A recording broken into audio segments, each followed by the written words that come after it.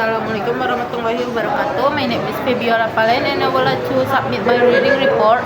My reading report about effective skills and noticing skills.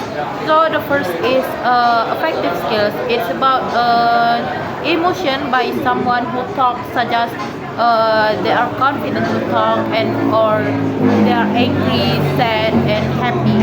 So they will express their emotion by the word, by the what they say, and it depends on like what they wanna talk and what the context. So the simple like effective skills about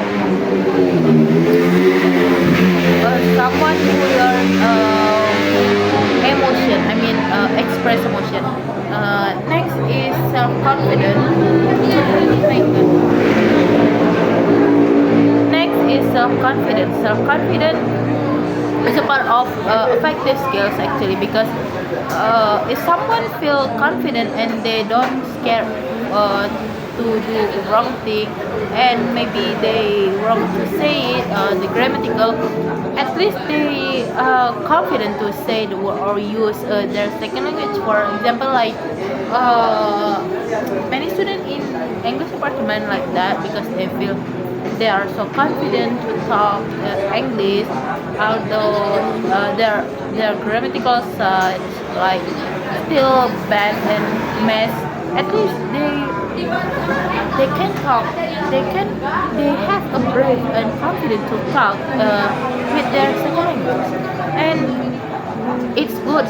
It's good because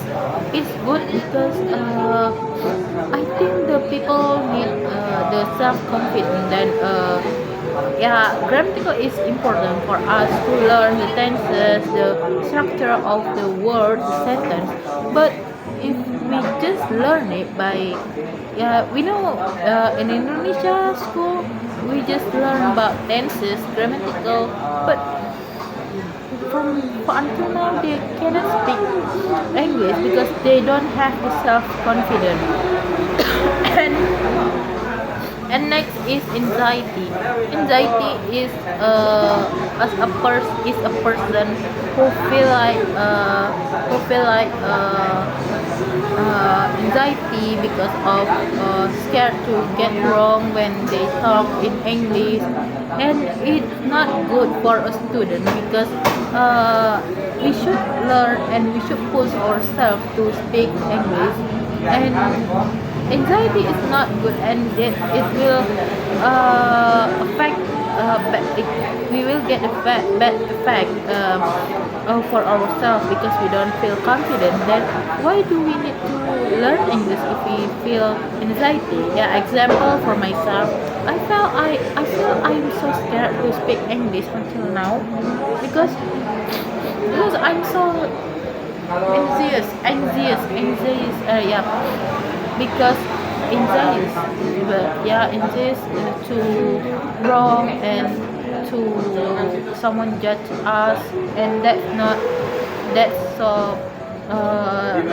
so really bad for me because until now I don't really speak English, and I just practice it until I learned tenses until 16 tenses.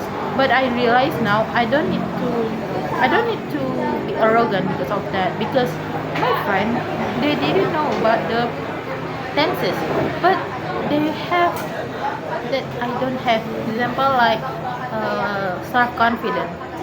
They feel confident. Confident to talk in English, and they have so much vocabulary to talk. So they don't just learn about the tenses and structure, but also how to use it, how to apply it in their life, and it makes me so insecure sometimes. Next is noticing skills. Noticing skills is a word. It things for people to learn English, because a small detail from someone, such as a new vocabulary from someone, and they can learn by it, and they have they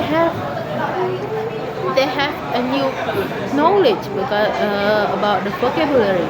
And sometimes they watch movie, they will hear the music, and they will get a new word, and they will find, oh, this is noticing skills. And it's usually like implicit, yeah, implicit, because it was conscious, so people will notice it, but sometimes they won't realize it, but they will use it as their communication. So this material is important, so we can express our emotion. So not just about it's not just about structure, tenses, and etc., but also about how someone to express their emotion, the tone, and self-confidence. We need, yeah, Indonesia should have self-confidence. I mean, a teacher should push a student to feel confident to speak English. And and that's all for me. Assalamualaikum warahmatullahi wabarakatuh.